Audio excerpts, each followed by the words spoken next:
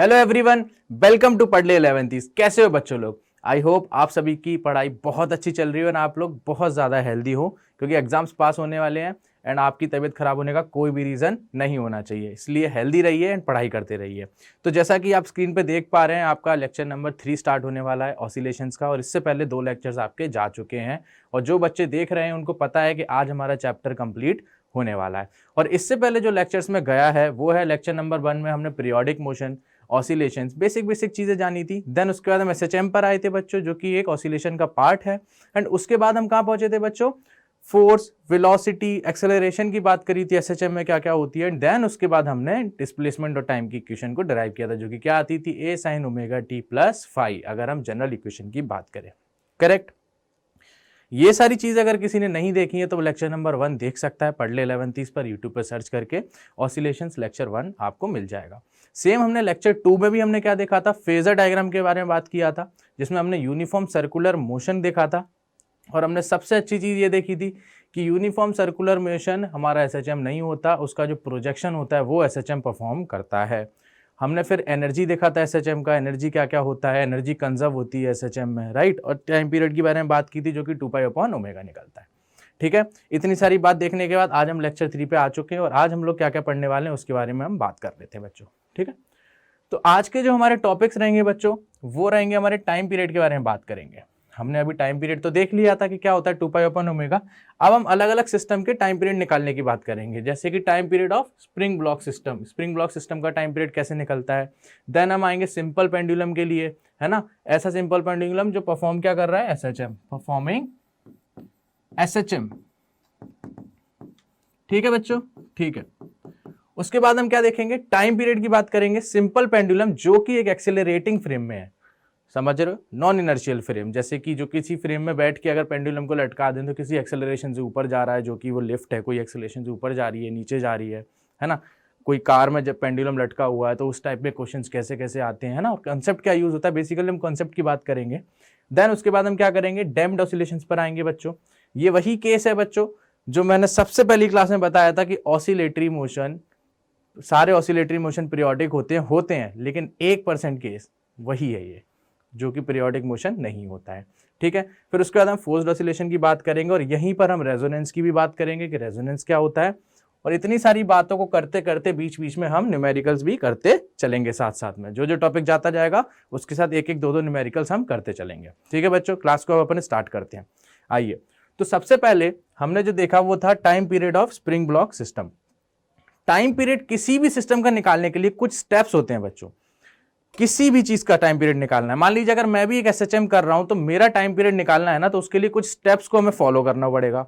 अब वो स्टेप्स क्या होते हैं उसको हम जान लेते हैं सबसे पहले। तो स्टेप्स की बात करने के लिए मैंने यहाँ पे टॉपिक भी बना रखा है, how to find time period of any SHM. देखो, सबसे पहला स्टेप क्या करना होगा बच्चों? सबसे पहला स्टेप, पहले उसकी इक्विलिब्रियम पोजीशन फाइंड करो। Find the equilibrium position. किसका बोल दो पोजीशन? या तो पार्टिकल कर रहा हो एसएचएम, है ना, इक्विलिब्रियम पोजीशन ऑफ पार्टिकल, या फिर मैं क्या बोल सकता हूं? बॉडी बोल देता हूं, है ना। मतलब कोई भी ऐसी चीज जो एसएचएम परफॉर्म कर रही है, पहले उसकी इक्विलिब्रियम पोजीशन फाइंड करनी है बच्चों। ठीक है, अब इक्विलिब्रियम पोजीशन का मतलब क्या होता है? सबको पता है, इसका मतलब होता है जहां पर एफ नेट हमारा 0 हो, मतलब उस जगह पे जहां पर नेट फोर्स उस सिस्टम पे 0 लग रही हो।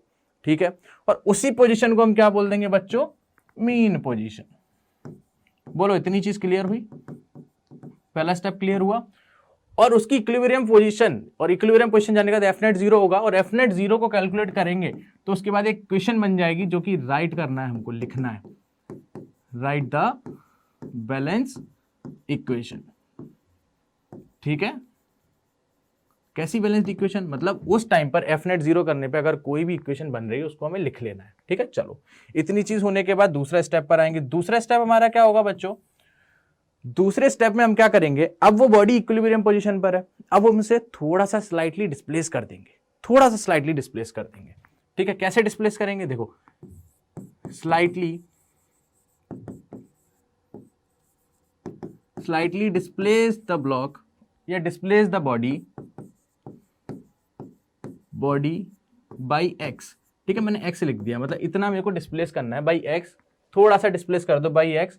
From its mean position, from its mean position,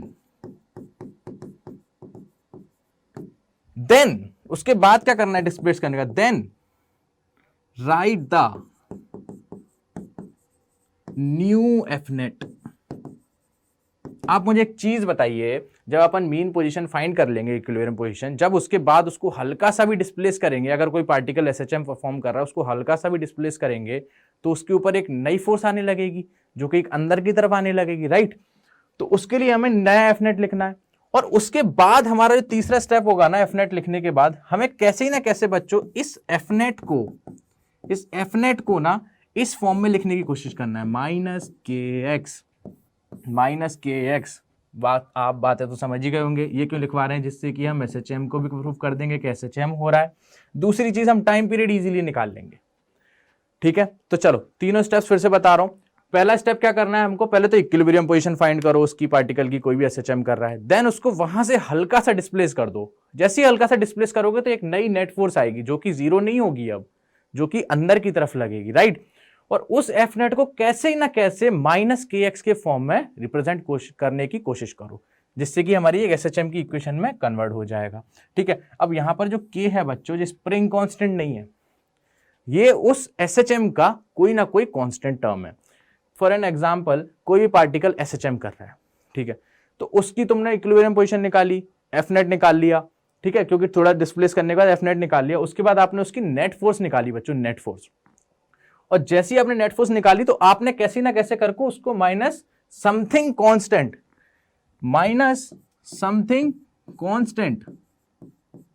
into x के फॉर्म में लिखने की कोशिश करी। ये जो कांस्टेंट है उसको हम के बोल रहे हैं बच्चों। तो यहां से आपको समझ में आया, यहां पर के क्या है, सम एसएचएम कांस्टेंट। बोलो इतनी चीज समझ आई, बिल्कुल।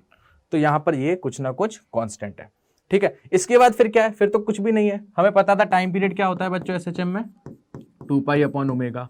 और ओमेगा क्या होता है बच्चों, ओमेगा होता है √k/m। और जितनों को नहीं पता है ओमेगा √k/m होता है या भूल गए, मैंने बोला भी नहीं, याद करके रखो। इसका सिंपल सा तरीका है, आप खुद से कर सकते हो, 2 सेकंड लगेगा। कैसे करना है आपको पता है। एसएचएम के लिए क्या जरूरी चीज है, जो इक्वेशन लगना वो है -kx को फॉलो करे। भाई ऑसिलेटरी मोशन तो काफी टाइप के हो सकते हैं, जो सिंपल फॉर्म था वो यही था -kx, लीनियर फॉर्म की फोर्स लगे, राइट। तो इसको फॉर्म को फॉलो करेगा जो भी पार्टिकल, वो क्या होगा, एसएचएम परफॉर्म करेगा, ठीक है। इसको मैं क्या लिख सकता हूँ, mass into acceleration into -kx, acceleration -k/m into x. इसको हमने कंपेयर किया था बच्चों a = -ω² x से, करेक्ट। क्या यहाँ से आपको दिख रहा है अब, ω² = k/m, देयरफॉर ओमेगा = √k/m।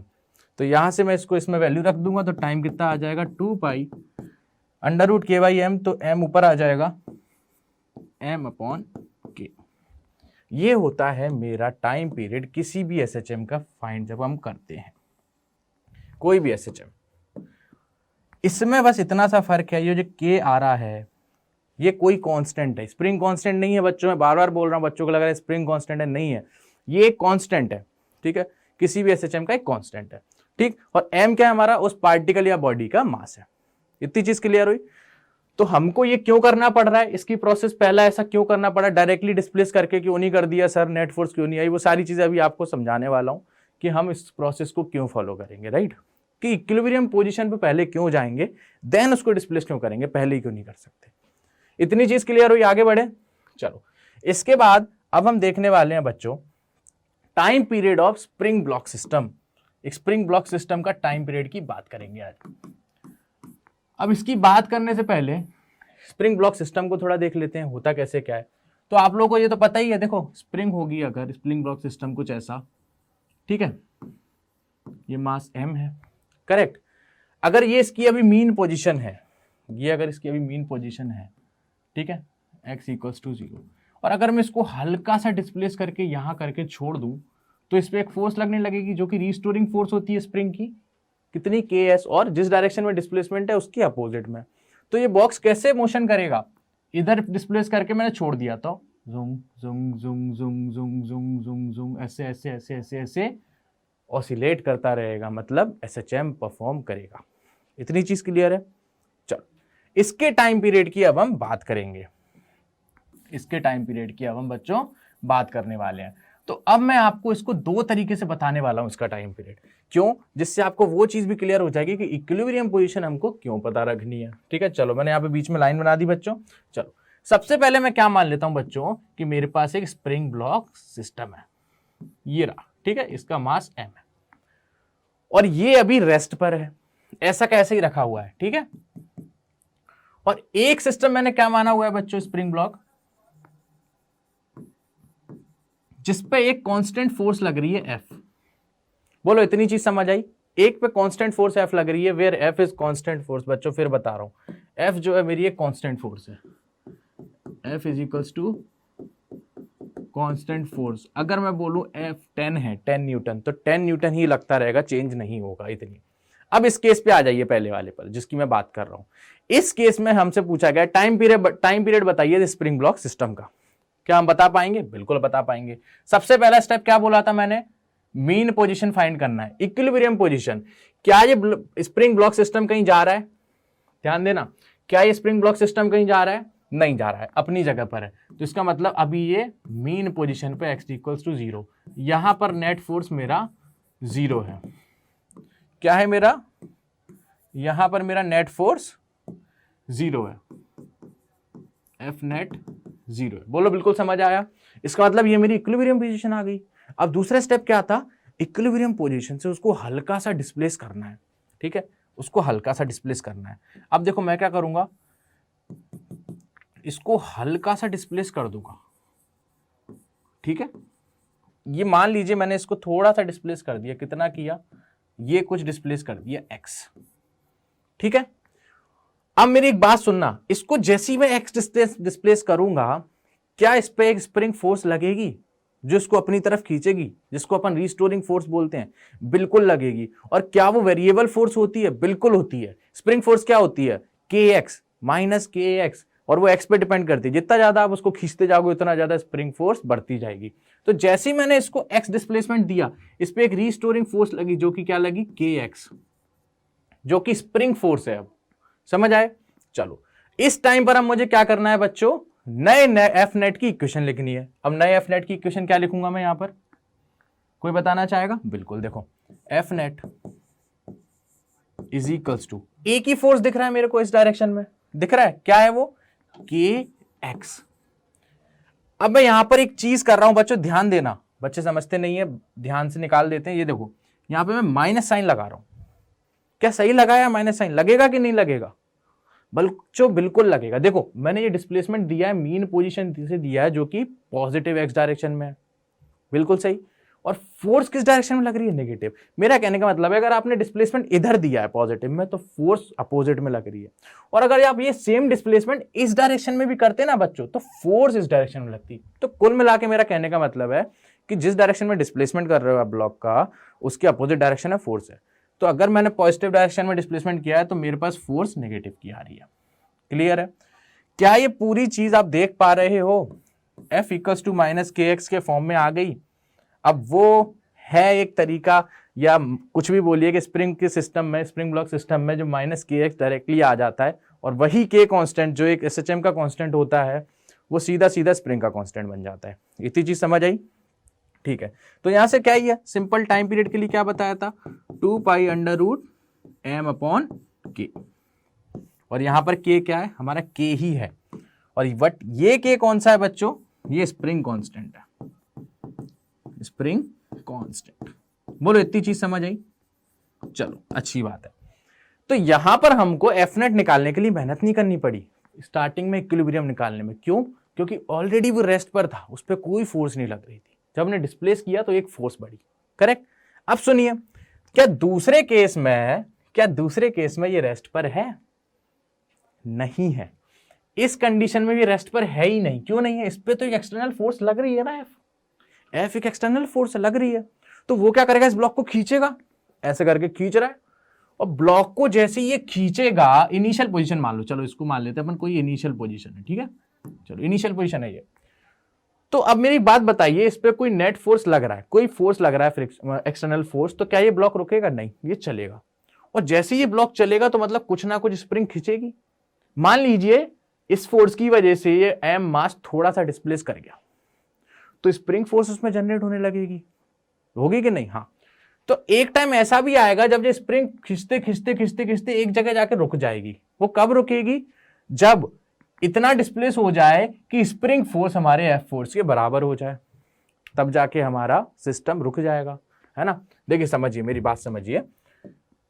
जैसे मैंने बोला मेरे पास एक ब्लॉक है, उस पर यहां पर 10 न्यूटन फोर्स लग रहा है और इस साइड मेरे को कोई फोर्स लग ही नहीं रहा, 0। कुछ देर बाद मैं जैसे इसको हल्का सा डिस्प्लेस करूंगा तो इस साइड अभी भी 10 न्यूटन फोर्स लग रहा होगा, लेकिन इस तरफ मान लो कुछ 1 न्यूटन फोर्स आ गया होगा, तो नेट फोर्स कितना हो रहा है अभी? 9 न्यूटन। अभी भी वो अंदर की तरफ जाएगा। मान लो कुछ टाइम बाद ये 9 न्यूटन नेट फोर्स की वजह से ये थोड़ा और डिस्प्लेस हो गया, अभी भी इस साइड तो ये 10 न्यूटन से ही खींचेगा, लेकिन थोड़ा और डिस्प्लेस होने की वजह से एक्स डिस्टेंस बढ़ा, उसकी वजह से स्प्रिंग फोर्स बढ़ी, तो ये भी कुछ 2 न्यूटन हो जाएगी। और ऐसे करते करते करते करते कुछ डिस्टेंस चलने के बाद, थोड़ा ब्लॉक का डिस्प्लेसमेंट होने के बाद, मान लेते यहां डिस्प्लेसमेंट हुआ इतना और यहां कुछ डिस्प्लेसमेंट एक्स होने के बाद, मान लेते हैं एक्स नॉट डिस्प्लेसमेंट होने के बाद इस पे जो फोर्स एफ लग रही है और इस तरफ जो स्प्रिंग फोर्स लगा रही है के एक्स नॉट, वो दोनों बराबर हो गए। और जैसे ही ये दोनों बराबर हो गए ना बच्चों, क्या होगा? ये सिस्टम इक्विलिब्रियम में आ जाएगा। जैसे ये दोनों बराबर हो गए, इस पोजीशन पे आकर ये इक्विलिब्रियम पोजीशन पर आ जाएगा। दैट मींस नेट फोर्स मेरी 0 हो जाएगी। क्या बोल रहा हूं मैं? देखो मैंने बोला नेट फोर्स मेरी 0 हो जाएगी। अब नेट फोर्स क्या है? इस तरफ की फोर्स F माइनस के एक्स नॉट मेरी 0 हो जाएगी। That means F equals to k x nought. बोलो इतनी चीज समझ आई? जब मेरी फोर्स जो लगा रही है, नॉन स्टॉप फोर्स जो लग रही है, कांस्टेंट फोर्स, वो के एक्स नॉट के बराबर हो गई, तो इस सिस्टम इक्विलिब्रियम में आ गया। मैं इसको खींचता जा रहा हूं, स्प्रिंग को खींचता जा रहा हूं, स्प्रिंग भी अपने आप को खींच रही है। और एक टाइम ऐसा आएगा जब मैं इसको स्प्रिंग को आगे नहीं खींच पाऊंगा, क्योंकि स्प्रिंग भी उतनी दम लगा रही है। तो अब मैं रुका हुआ हूं कि नहीं? एक जगह रुक जाऊंगा। वही चीज हुई है। अब आया है मेरा इक्विलिब्रियम पोजीशन। अब मेरा पहला स्टेप कंप्लीट हुआ है। अब मैं दूसरे स्टेप की तरफ आऊंगा। अब मैंने क्या बोला था? जैसे इक्विलिब्रियम पोजीशन फाइंड हो जाए, उसके बाद ब्लॉक को थोड़ा सा और डिस्प्लेस करना है, थोड़ा सा और डिस्प्लेस करना है। तो कर देते हैं इसको थोड़ा सा और डिस्प्लेस, जिससे हम क्या पता कर पाए? नई एफ नेट की इक्वेशन। मान लीजिए मैंने इसको थोड़ा डिस्प्लेस और कर दिया, दिख रहा है ना आपको? ब्लॉक वहां तक पहुंचा। चलो मान लीजिए मैंने इसको हल्का सा डिस्प्लेसमेंट और कर दिया। ये देखो यहां से मैंने इसको एक्स डिस्प्लेस और कर दिया। अब इस पे लगने वाली फोर्स बताइए मेरे को। देखो एक कांस्टेंट फोर्स एफ तो लगी रही थी इस डायरेक्शन में, बोलो सही है। के एक्स नॉट मेरी ऑलरेडी लग रही थी, एक फोर्स और ऐड हो गया जो एक्स डिस्प्लेसमेंट की वजह से आएगी। वो कितनी आ रही है बच्चों? इस डायरेक्शन में ही आएगी, के एक्स। अब मुझे एक चीज बताना बच्चों, ये दोनों फोर्स तो बराबर है, बराबर हो गए, इसमें जो एक्स्ट्रा फोर्स क्यों आया? जब मैंने इसको हल्का सा डिस्प्लेस कर दिया, इंपल्सिव, ज्यादा फोर्स लगा के नहीं, बिल्कुल हल्का सा इसको टक से मारा और हल्का सा डिस्प्लेस कर दिया, बस इसकी डिस्प्लेसमेंट करा दी मैंने। उसकी वजह से स्प्रिंग में थोड़ा फोर्स और जनरेट हो गया, जिसकी वजह से स्प्रिंग अब इस ब्लॉक को अपनी तरफ खींचेगी। क्योंकि अगर इस फोर्स को देखा जाए तो ये ज्यादा है एज कंपेयर टू एफ, दिख रहा है देखो एफ इसके इक्वल है, ये दोनों तो कैंसिल हो जाएगा, ये एक्स्ट्रा फोर्स आ गया तो उसकी वजह से ये वापस आएगा। अगर मैं यहां पर नेट फोर्स की इक्वेशन लिखूं तो बच्चों क्या आएगा बताएगा कोई मेरे को? नेट फोर्स मेरा अंदर की तरफ, इस साइड वाला के x plus K x not और उस साइड वाला माइनस एफ। एक चीज और, यहां मैं माइनस का साइन लगाऊं कि नहीं? यहां लगाऊं कि नहीं? जल्दी बताओ। लगेगा। डिस्प्लेसमेंट तुमने मीन पोजीशन फाइंड करने के बाद, this was your mean position. कौन सी थी मीन पोजीशन आपकी? ये मीन पोजीशन। ये मीन पोजीशन जैसी आपको पता लगाना बच्चों, उसके बाद तुरंत बाद आपने उसको पॉजिटिव एक्स में डिस्प्लेसमेंट कराया और नेट फोर्स इस डायरेक्शन में लग रही है जो कि के एक्स है। इसलिए मैंने नेगेटिव का साइन कर दिया। इतनी चीज क्लियर है? तो एफ नेट क्या निकल के आएगा बच्चों? माइनस के एक्स नॉट प्लस एफ। बोलो सही है? अब मैं इस एफ की वैल्यू इसमें रख देता हूं, जो कि मैंने जब फाइंड करी थी, जब मैंने इक्विलिब्रियम पोजीशन उसकी फाइंड करी थी। तो क्या आ जाएगा? माइनस के एक्स नॉट, और एफ की जगह क्या रख दूंगा बच्चों? Plus K x not. अरे बाबा, plus K x not minus के एक्स नॉट तो कैंसिल हो गए सर। बच्चों मेरे को दिख रहा है कैंसिल हो गए। इसका मतलब क्या है सर? इसका मतलब कि जब नॉर्मली ब्लॉक रखा हुआ था तो भी ये इक्वेशन आ रही थी, तब टाइम पीरियड ये निकल के आ रहा था, और जब इस पे कोई कांस्टेंट फोर्स भी लग रही है तो भी इक्वेशन में कोई अंतर नहीं पड़ा, वो सेम की सेम आ गई माइनस के एक्स। तो इसका भी टाइम पीरियड क्या आएगा बच्चों? 2 pi under root M upon k. कितनी अच्छी बात निकल के आई है। इसका मतलब अगर कोई स्प्रिंग ब्लॉक सिस्टम है, मेरे को तो देखो यही समझ आता है, अगर कोई स्प्रिंग ब्लॉक सिस्टम है और उस सिस्टम पे कोई, उस ब्लॉक पे कोई भी एक कांस्टेंट फोर्स लगा रहा है और फिर पूछ रहा है बताओ टाइम पीरियड, मैं बोलूंगा जो अगर तुम लगाओ या ना लगाओ उस पर फोर्स बात बराबर है। अगर उस पर लगाओ फोर्स या ना लगाओ फोर्स बात बराबर है, बात बराबर है, लगाओ या ना लगाओ। चीज क्लियर हुई? तो इसका मतलब अगर मैं ये बोलूं तो ये भी वैलिड है बच्चों। देखो क्या, अगर मैं एक सिस्टम मानूं, अब मैं इसको क्या बोलूंगा? स्प्रिंग ब्लॉक सिस्टम को वर्टिकली रख देता हूं। ये रख दिया मैंने, देखो वर्टिकली, ठीक है, वर्टिकली लटका दिया इसको। तो वर्टिकल डायरेक्शन में तो एक एक्सेलरेशन लगता है जो कि जी लगता है बच्चों डाउनवर्ड्स। देखो एरो बनाया नीचे की तरफ, उसकी वजह से इस पे फोर्स क्या लगेगा? ये बोलेगा फोर्स लगेगा क्या? m इंटू जी। क्या m इंटू जी एक कांस्टेंट फोर्स है? Yes, constant force. Constant force दिख रहा है कैसे है? बिल्कुल, मास कांस्टेंट, ग्रेविटी का एक्सेलरेशन कांस्टेंट। क्या कुछ होगा? नहीं होगा। तो इसका टाइम पीरियड आप डायरेक्टली बता सकते हो? बिल्कुल बता देंगे, वही आएगा सर, क्योंकि अभी हमने देखा कि फोर्स लगे ब्लॉक पे कांस्टेंट या ना लगे, टाइम पीरियड में कोई चेंजेस नहीं आता, 2 pi under root M upon k आता है। तो यहां पर भी 2 pi under root M upon k आ जाएगा। बोलो इतनी सी बात क्लियर हुई मेरी? इतनी छोटी छोटी सी बातें क्लियर हुई?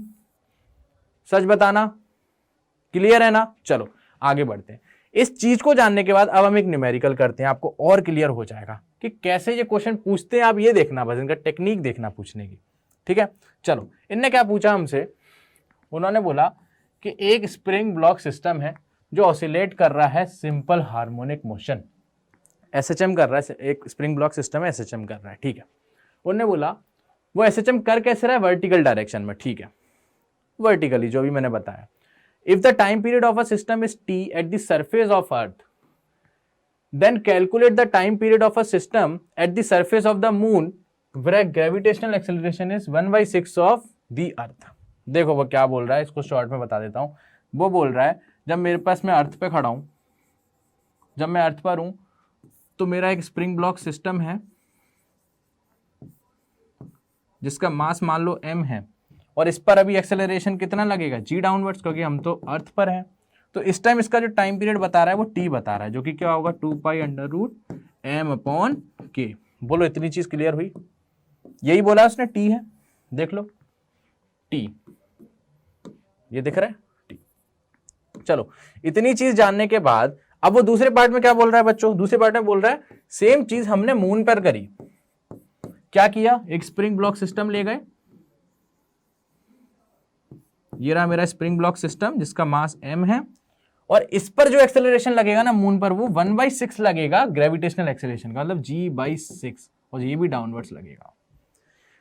अब वो पूछ रहा है तो मुझे ये बताइए कि नया टाइम पीरियड इसका, मून के लिए इसका टाइम पीरियड क्या होगा? अगर मैं इसको t डैश बोल दूं तो t डैश की वैल्यू पूछ रहा है, वो क्या होगा? थोड़ा सा लॉजिक लगाइए और आंसर बताइए, थोड़ा सा लॉजिक। बच्चों इस पर जो फोर्स लगेगी, इस पर जो फोर्स लगेगी वो कहती लगेगी mg लगेगी, और इस पर लगेगी वो क्या लगेगी? mg/6। बोलो सही है? क्या ये फोर्स कांस्टेंट है? बिल्कुल। क्या ये भी फोर्स कांस्टेंट है? बिल्कुल। अरे मैंने कब बोला वैल्यू अलग अलग देखनी है? फोर्स कांस्टेंट है, खत्म आंसर। और अगर आप एक चीज देखें, नोटिस करें, तो क्या टाइम पीरियड में कहीं एक्सेलरेशन का टर्म आ रहा है, कहीं फोर्स का टर्म आ रहा है? नहीं। इसलिए वो डिपेंड ही नहीं करता आप किस फोर्स से उसको खींच रहे हो। इसलिए इसका जो टाइम पीरियड होगा सेम टाइम पीरियड इसका होगा। तो इसका टाइम पीरियड क्या था? टी। तो इसका टाइम पीरियड भी क्या हो जाएगा? टी। ऑप्शन चेक कर लो, फोर्थ वाला। बोलो ये चीज समझ आई? इतनी चीज समझ आई मैंने क्या बोला, है ना, पक्के से? चलो अब आगे बढ़ते हैं। इतनी चीज जानने के बाद बच्चों अब हम आ जाते हैं अपने सिंपल पेंडुलम पर। अगर एक सिंपल पेंडुलम एसएचएम परफॉर्म कर रहा है तो उसका टाइम पीरियड पता करने का तरीका। अब पहले तो एसएचएम अपन पेंडुलम की बात कर लेते हैं कि पेंडुलम एसएचएम करेगा कि नहीं करेगा। आप मुझे एक चीज बताइए बच्चों, जब आप झूला झूलते हो पार्क में जाके, छोटे में झूलते हो गए, अभी तो बड़े हो गए, है ना, अभी कहाँ ही झूले पे बैठेंगे सर, अभी तो पार्टी शार्टी करने का टाइम है ना, बेगडी वेगडी जाएंगे, बढ़िया बर्गर किंग। चलो ठीक है, आते टॉपिक पर। तो मान लीजिए कोई बच्चा बैठ के झूला झूल रहा है, ठीक है, तो वो कैसे झूलता है? ऐसे ही तो झूलता है, ऊपर तक जाएगा, फिर वापस आएगा, फिर पीछे ऊपर जाएगा, फिर वापस आएगा, फिर ऊपर, राइट? तो क्या आपको इसका मोशन कैसा दिख रहा है? एक सर्कुलर दिख रहा है कि नहीं? मुझे तो बच्चों सर्कुलर दिख रहा है। अगर मैं इसी केस को सिंपल पेंडुलम से समझूं, मान लो मेरा ये पेंडुलम है, ठीक है, मैंने एक बॉल लटका दी है एक धागे से, और इसको मैंने कुछ एंगल थीटा देके डिस्प्लेस कर दिया, तो इसका जो मोशन होगा बच्चों वो कैसा होगा? ऐसे ही तो होगा। ये रहा पेंडुलम, देखो हाथ देखो, ऐसे ऐसे, समझ आ रहा है? मतलब कुछ ना कुछ सर्कुलर मोशन लगेगा। इसका मतलब अगर मैं थीटा को लार्ज रखता हूं, ज्यादा बड़ा थीटा करता हूं, तो ये कुछ ना कुछ सर्कुलर मोशन की तरह बिहेव करने लगेगा। लेकिन क्या ये ऑसिलेशन कर रहा है? बिल्कुल कर रहा है। अगर टू और फ्रो मोशन तो कर ही रहा है ना बच्चों, और टाइम पीरियड भी होगा। लेकिन ये एसएचएम नहीं है। एसएचएम क्या है? Simplest form. इसकी भी इक्वेशन आएगी फोर्स की, लेकिन वो माइनस के एक्स के फॉर्म में आ ही नहीं पाएगी। हमें चाहिए माइनस के एक्स के फॉर्म में। और जब माइनस के एक्स के फॉर्म में कब आएगी? जब एक लीनियर मोशन हो। क्योंकि आपको पता ही है एसएचएम के लिए कंडीशन क्या होती है बच्चों? F इक्वल्स टू माइनस के एक्स, जो कि एक स्ट्रेट लाइन है। मोशन कैसा है? Straight line motion. बोलो इतनी चीज समझ आई? स्ट्रेट लाइन मोशन, बिल्कुल। अब मुझे एक चीज बताइए, अगर ये पेंडुलम है, इसको मैं ज्यादा एंगल से घुमा दूं तो क्या होगा? ऐसे ऐसे ऐसे ऐसे, देखो ज्यादा एंगल से घुमा दूं तो ऐसे ऐसे ऐसे ऐसे सर्कुलर लग रहा है। और इसको मैं हल्का सा घुमा दूं, देखो हल्का सा ऐसे, मतलब हल्का सा ऐसे ऐसे हो रहा है। ये रहा पेंडुलम, इसको ना हल्का सा किसका है, तो कहीं ना कहीं हल्का सा डिस्प्लेसमेंट दूंगा अगर मैं थीटा का, तो ये स्ट्रेट लाइन मोशन की तरह फील करेगा। तो मेरा कहने का मतलब है, हल्के का मतलब है, ये देखिए, मान लीजिए मेरा ये रहा पेंडुलम, ये रहा मेरा पेंडुलम, इसको मैंने बहुत छोटा डिस्प्लेसमेंट दिया बच्चों, बहुत छोटा। कितना छोटा दिया? देखो इतना छोटा मान लो, इतना छोटा मान लो, अभी के लिए दिखाने के लिए इतना छोटा डिस्प्लेसमेंट डी थीटा दिया है। फील आ रहा है? तो ये मोशन कैसे करेगा? यहां आएगा, यहां तक जाएगा, फिर यहां यहां यहां यहां, तो कहीं ना कहीं स्ट्रेट लाइन मोशन सा लग रहा है। फील आ रहा है? हाँ। तो मैं आपको समझाने के लिए बहुत छोटा एंगल बनाया, लेकिन अब बोर्ड पे दिख जाए आपको तो थोड़ा सा एंगल ज्यादा बनाऊंगा, कैलकुलेशन करनी पड़ेगी, राइट? तो आप समझ जाएंगे कि मेरे को बहुत छोटा एंगल लेना है, बहुत छोटा एंगल, ठीक है? तो ये एंगल मेरा क्या है? ये मेरा क्या है? बॉल है। मैंने इसको कुछ एंगल डिस्प्लेस कर दिया, ये लिया थीटा, और यहां मैं देखो लिख रहा हूं थीटा इज स्मॉल, तभी मेरा एसएचएम परफॉर्म होगा। समझ आया? इतनी बात समझ आई? चलो मान लीजिए इसका मास कुछ है m, इसका कुछ मास दिया हुआ है हमें m, ठीक है? अब इसको मैंने हल्का सा डिस्प्लेस कर दिया। कितना कर दिया? देखो ये डिस्प्लेस कर दिया x, ठीक है?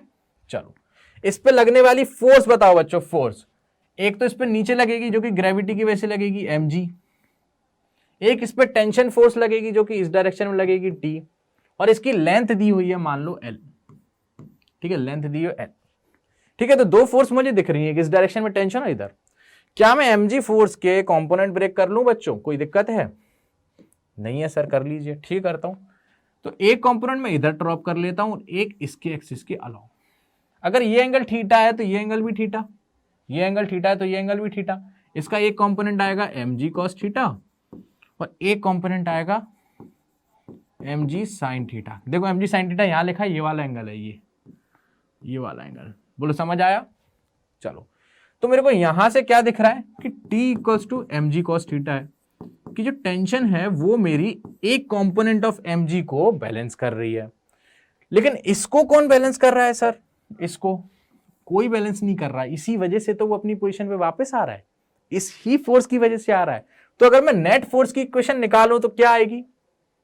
देखो हमने क्या किया, हमने टाइम पीरियड निकालना है। अब तो हमने क्या देखा, पहले पेंडुलम को यहां लटका दिया, तो वो मीन पोजीशन पे ऑलरेडी कोई फोर्स लग नहीं रहा था। उसके बाद हमारा दूसरा स्टेप आता है, क्या? उसको हल्का सा डिस्प्लेस कर दो और नेट फोर्स निकालो। हल्का सा डिस्प्लेस किया तो उसको जो एक दो फोर्स लगने लगे, mg और टेंशन। mg के मैंने दो कंपोनेंट ब्रेक किए, एक कंपोनेंट उसने टेंजेंट ने, उसके टेंजेंशियल फोर्स ने, जो कि हमारी टेंशन होती है, उसने बैलेंस कर दिया, और दूसरे फोर्स को किसी ने बैलेंस नहीं किया। तो हमारा जो नेट फोर्स आ रहा है वो कितना आ रहा है बच्चों? वो आएगा मेरा mg sin थीटा। यहीं पर एक बात और, क्या ये फोर्स में मैं नेगेटिव साइन लगाऊं? हाँ या ना? हाँ या ना? मैंने लगा दिया है बच्चों, लगेगा। देखो क्यों, आपने डिस्प्लेसमेंट कहां किया? अगर मैं इस फोर्स को देखूं, ये तो कैंसिल हो रहा है। अगर मैंने डिस्प्लेसमेंट x इधर किया तो देखो फोर्स इस डायरेक्शन में लग रही है। सेम अगर बच्चों में डिस्प्लेसमेंट इस डायरेक्शन में करता तो फोर्स इस डायरेक्शन में लगती, मतलब force is opposite to the displacement, इसीलिए मैंने नेगेटिव साइन लगा दिया। समझ आई ये बात? चलो, अब हमें पता है if theta is very small, तो हम क्या लिख सकते हैं? साइन थीटा कहीं ना कहीं थीटा के बराबर होता है। ये बात सबको पता है, मैथ्स सब पढ़ रहे हैं, नीट वाले नहीं पढ़ रहे लेकिन उनको भी इतना आइडिया है, कोई बात नहीं, आ जाओ।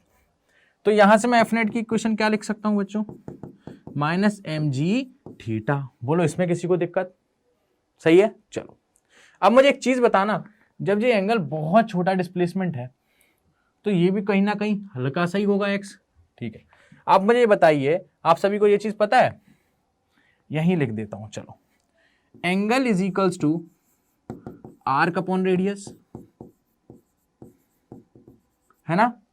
अब एंगल क्या है यहां पर? एंगल क्या है बच्चों बताइए? थीटा।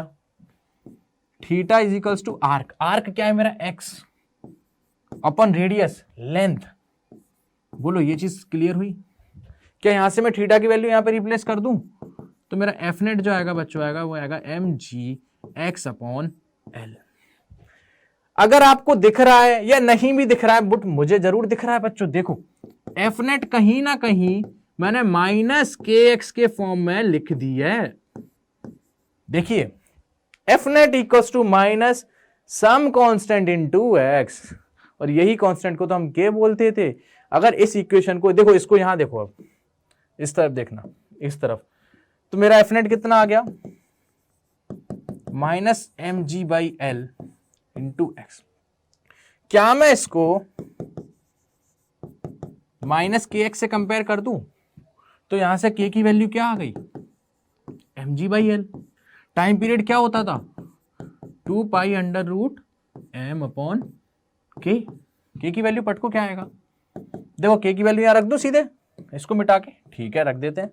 अच्छे बच्चों यार, एम जी अपॉन एल, एक एम से एम कट जाएगा, एल ऊपर चला जाएगा, तो टाइम पीरियड मेरा आएगा 2 pi under root L upon G. बोलो क्या ये कैलकुलेशन समझ आया? क्या ये चीज समझ आई? कैसे आई? तो सिंपल पेंडुलम में जो टाइम पीरियड आता है वो आता है 2 pi under root L upon G. अब आपको दिख रहा होगा ये टाइम पीरियड है, दो चीजों पे डिपेंड कर रहा है बच्चों, दो चीजों पे। हाँ, दो पे ही कर रहा है। जी कांस्टेंट आपको लग रहा है, लेकिन वो तो एक्सेलरेशन है ना, बढ़ भी सकता है, कम भी हो सकता है। इसको मैं आगे जाके जी इफेक्टिव लिखूंगा बच्चों। क्या लिखूंगा? जी इफेक्टिव। यहां पर मैं एक चीज और ऐड कर दूंगा, इफेक्टिव, जी इफेक्टिव ऐसे करके। लेकिन अभी के लिए मिटा देता हूं क्योंकि ये चीज आगे आने वाली है। ठीक है, आप सुनिए, अगर इस पेंडुलम की जो लेंथ है ये एल, अगर इस एल लेंथ को मैं इंक्रीज कर दूं तो क्या टाइम पीरियड में चेंजेस होंगे? बिल्कुल होंगे। अगर इसकी जितनी ज्यादा लेंथ बढ़ाऊंगा उतना ज्यादा इसका टाइम पीरियड बढ़ जाएगा। टाइम पीरियड बढ़ जाएगा मतलब बहुत देर बाद वो अपनी पोजीशन को रिपीट करेगा, और इसी लेंथ को मैं कम कर दूं तो टाइम पीरियड कम, इसका मतलब बहुत ज्यादा जल्दी जल्दी ऑसिलेट करने लग जाएगा। बोलो ये चीज समझ आई? क्लियर है? सही बात है। चलो, इतनी चीज क्लियर होने के बाद अब हम आ जाते हैं बच्चों एक्सेलरेटिंग फ्रेम के बारे में बात करते हैं। किसकी बात करेंगे बच्चों? Accelerating frame. अभी हमने किसकी बात करी थी? नॉर्मल सिंपल पेंडुलम की। अब हम सिंपल पेंडुलम को एक्सेलरेटिंग फ्रेम में डाल देते हैं। आइए, जी इफेक्ट की बात कर रहा था, वही आ गया। तो time period of simple pendulum in accelerating frame. कौन सा फ्रेम बच्चों? Accelerating frame. चलिए देखिए, पहला एग्जांपल देखिए। मानिए मैं क्या बोल रहा हूं, मेरे पास एक लिफ्ट है बच्चों, ठीक है, मेरे पास ये रही लिफ्ट। छोटा बनाया, बड़ा बना देते, रुकिए, टेंशन क्यों लेते हो? लो ये लीजिए बड़ी लिफ्ट, छोटी लिफ्ट में थोड़ी ना बैठेंगे। चलो, ये मेरे पास लिफ्ट है और इस लिफ्ट में एक पेंडुलम लटका हुआ है, मेरी एक बॉल लटकी हुई है धागे से बंधी हुई, ठीक है। चलो, इस धागे की लेंथ L है, मास M है, सब समझ के चलेंगे, ठीक है। और मैं क्या बोल रहा हूं, मेरी ये लिफ्ट है बच्चों, वो किसी A एक्सेलरेशन से ऊपर जा रही है। ध्यान देना, लिफ्ट वर्टिकल में ही है, किसी A एक्सेलरेशन से ऊपर जा रही है। अब मुझसे पूछा गया है, बताओ इस सिंपल पेंडुलम के केस में टाइम पीरियड क्या होगा। अब सुनिए मैं यहां क्या करने वाला हूं, देखना हल्के से, मैं देखना, सुनो। मैंने इस पेंडुलम को पहले बाहर निकाल लिया, ऐसे निकाल लिया बाहर, ठीक है, अपने लिए निकाल लिया, देख लेंगे क्या हो रहा है। चलो, इस पर अगर इसका मास m है पेंडुलम का, तो इस पर एक फोर्स तो बच्चों नीचे लग रही होगी जो कि mg होगी, बिल्कुल सही। चलो, दूसरी फोर्स कौन सी लगेगी, कोई बताना चाहेगा? याद करो मैकेनिकल प्रॉपर्टीज ऑफ फ्लूइड्स, पूरा फ्लूइड डायनेमिक्स में जब एक्सेलरेटिंग फ्रेम आया था, पूरा का पूरा सूडो फोर्स मैंने बताया था वहां पर, पूरा का पूरा, जबकि ये पार्ट काइनेमेटिक्स के आगे का है ना, न्यूटन्स लॉज ऑफ मोशन में आता है, लेकिन उस टाइम भी बताया था। अभी फिर सुन लो, सूडो फोर्स जब लगता है जब आपका फ्रेम एक्सेलरेटिंग हो, तो जब उस टाइम पे ऑब्जर्वर आपका लिफ्ट में ही बैठा होता है, और जब उस टाइम लिफ्ट में ही ऑब्जर्वर बैठा होगा तो वो खुद ये एक्सेलरेशन से ऊपर जाता हुआ दिखेगा। तब आप पे सूडो फोर्स जो लगेगा वो कहां लगेगा? जिस ऑब्जेक्ट को वो देख रहा है उस पर लगेगा। और किस डायरेक्शन में लगेगा बच्चों? जिस डायरेक्शन में लिफ्ट जा रही है उसके अपोजिट। जिसको देख रहा है, किसको? इसको देख रहा है, इसको देख रहा है, तो कहां लगेगा? नीचे की तरफ, यहां। क्यों लगेगा? क्योंकि ऊपर जा रहा था, ठीक है। जिस पे देख रहा है और कहां लगेगा? नीचे, क्योंकि ये लिफ्ट ऊपर जा रही है। कितना लगेगा? मास इनटू उसका एक्सेलरेशन। समझ आया? तो कहीं ना कहीं मैं सीधे सीधे ये लिख सकता हूं कि एक सिंपल पेंडुलम है जिसके ऊपर नेट फोर्स जो लग रही है वो mg प्लस a है। क्या आपको ये चीज दिख रही है? दो नीचे की तरफ फोर्सेज है, mg m है, दोनों को ऐड कर दो, क्या होगा? mg plus a। इतनी चीज क्लियर हुई? अगर मैं इसके लिए बच्चों कैलकुलेशन करूं, इसके लिए कैलकुलेशन करूं कैसे? वही सेम तरीका, पहले इक्विलिब्रियम पोजीशन पर है, फिर मैंने इसे किसी एंगल, छोटा सा एंगल थीटा डिस्प्लेस कर दिया, फिर इसके ऊपर लगने वाली फोर्सेस को मैंने बैलेंस किया। एक नीचे लगेगी mg नहीं, mg प्लस a लगेगी, g plus a, mg plus a, और एक टेंशन फोर्स तो ऑलरेडी लग रही होगी, करेक्ट। इस फोर्स के मैं कंपोनेंट ब्रेक कर देता हूं जल्दी से, है ना, वही सेम चीज यहां करूंगा। एक वो कितना हो जाएगा? mg plus a cos theta, अरे ये थीटा तो ये थीटा, ठीक है। चलो, एक इस तरफ लगेगी, वो कितनी लगेगी? mg plus a sine theta. बोलो सही है? ये टेंशन इसको बैलेंस कर देगी, तो नेट फोर्स किसकी वजह से निकल के आएगा? एफ नेट जो बच्चों आएगा मेरा, वो आएगा mg plus a sine theta. और यहां मैं नेगेटिव फिल लगाऊंगा क्योंकि डिस्प्लेसमेंट मैंने इस डायरेक्शन में किया है, जो कि ये है, x डिस्प्लेस किया है कुछ। वही पूरी पुरानी प्रोसेस चल रही है, जब मैंने अभी सिंपल पेंडुलम के लिए निकाल के दिखाया आप सभी को, वही प्रोसेस मैं फिर से कर रहा हूँ, कुछ नई चीज नहीं कर रहा हूँ, ठीक है। बस मेरी इस टाइम पे फोर्स अलग हो गई है, उसको ही मैं लिखता जा रहा हूँ। यहाँ मैंने माइनस साइन लगा दिया है, देखो दिख रहा है। चलो, क्यों लगाया है कोई पूछेगा नहीं, अब बताऊं। डिस्प्लेसमेंट इधर, फोर्स अपोजिट डायरेक्शन में, ये रही अपोजिट डायरेक्शन में, mg plus a sine theta, ठीक है। अब वही सेम चीज, साइन थीटा अगर छोटा है, मतलब थीटा छोटा है, तो साइन थीटा हमारा कहीं ना कहीं थीटा के इक्वल हो जाएगा। तो यहां से एफ नेट मेरा कितना निकल के आएगा बच्चों? Minus m g plus a theta, angle is equals to arc upon radius, sorry, तो यहां से एफ नेट कितना आ जाएगा, minus m g plus a, और थीटा की जगह एक्स बाई एल, तो एक्स को एल को मैं यहाँ लिख देता हूँ, एक्स यहाँ लिख देता हूँ। बोलो इतनी चीज समझ आई? क्या ये आपको एफ इक्वल्स टू माइनस के एक्स के फॉर्म में दिख रही है? बिल्कुल दिख रही है। इसका के बताएगा कोई? क्या होगा? के होगा sir m g plus a upon l, ठीक है। तो टाइम पीरियड क्या आ जाएगा, 2 pi under root M upon k की जगह क्या लिख दूं, m g plus a whole upon l. देखिए ये m से m कट जाएगा और l ऊपर चला जाएगा, 2 pi under root L upon G plus A. आपको कुछ दिख रहा है? सीरियस बताना बच्चों, आपको कुछ दिख रहा है? कुछ हुआ है? कुछ तो हुआ है, हल्का सा चेंज हुआ है। हाँ हाँ, दिख गया आपको, दिख गया दिख गया दिख गया। पहले सर जी आता था, एक ए और ऐड हो गया, एक ए और ऐड हो गया। देखो पहले क्या आया था, एल अपॉन जी, अब क्या आ गया, एल अपॉन जी प्लस ए। इसका मतलब पहले जी का एक्सेलरेशन लग रहा था, अब टोटल एक्सेलरेशन बढ़ गया जी प्लस ए, और वही एक्सेलरेशन यहां ऐड हो गया। तभी तो मैंने बोला था बच्चों कि t इक्वल्स टू मैं लिखूंगा 2 pi under root L upon जी इफेक्टिव। जी इफेक्टिव का मतलब है बच्चों नेट एक्सेलरेशन उस पेंडुलम पे क्या लग रहा है वो ही यहां रख दोगे तो वही आंसर आ जाएगा। इतनी चीज क्लियर हुई?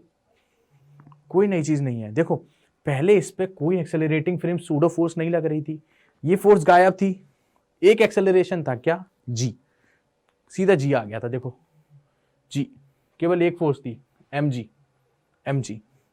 अब क्या हुआ, एक फोर्स और ऐड हो गई, एम ए, उसकी वजह से उसका एक्सेलरेशन कितना हो गया, पहले तो जी था ही नीचे, ए एक्सेलरेशन और ऐड हो गया, पहले जी था ही उस पे नीचे, ए और ऐड हो गया, है ना।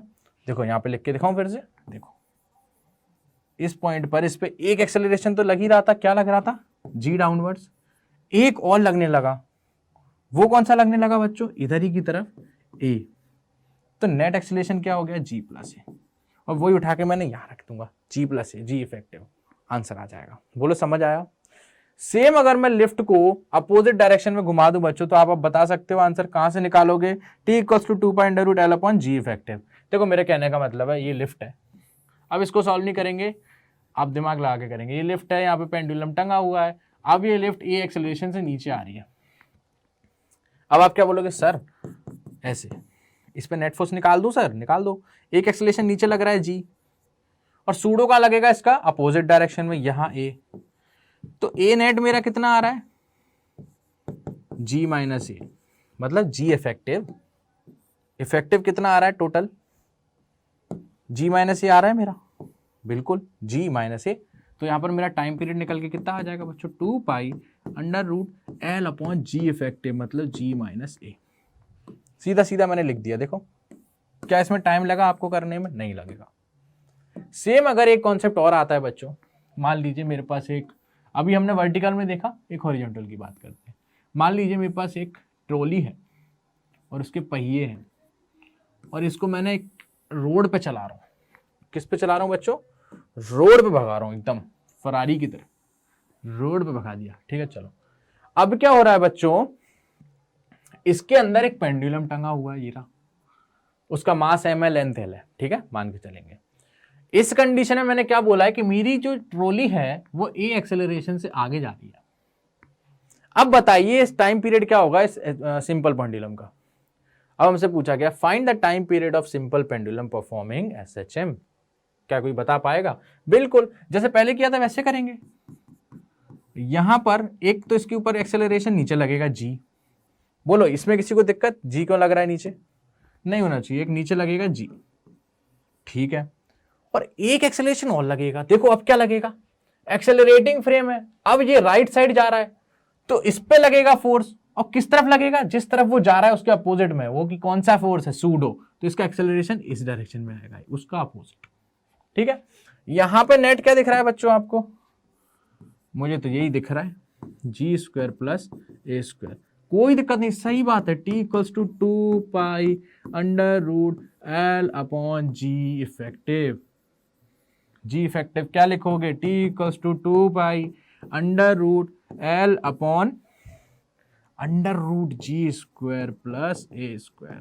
बोलो इसमें किसी को कोई दिक्कत, किसी को भी कोई परेशानी आ रही है तो बताइए, कमेंट सेक्शन में बताइए किसी को भी कोई परेशानी आई हो। इतनी चीज क्लियर होनी चाहिए, बिल्कुल कोई बड़ी चीज नहीं बताइए, बड़ी अच्छी अच्छी चीज चल रही है और आराम से चल रही है। ठीक है, क्लियर हुई चीज? मजा आ रहा है? चलो आगे बढ़ते हैं। इसी बात पे आप एक क्वेश्चन लीजिए। क्या है ना, टॉपिक्स करते जा रहे हैं, उसके साथ साथ क्वेश्चंस करते जा रहे हैं, आपको फील आता जाएगा। सिंपल सी बात। चलो, हमसे बोला गया है a simple pendulum has time period T1। ठीक है, एक सिंपल पेंडुलम है नॉर्मल, जिसकी लेंथ L होगी और मास हम मान लेते हैं, उसका वो बोल रहा है टाइम पीरियड T1 है। ठीक है, सही बात है। बोल रहा है अब वो the point of suspension is now moved upward direction. The point of suspension is now moved upward according to the relation y equals to KT²।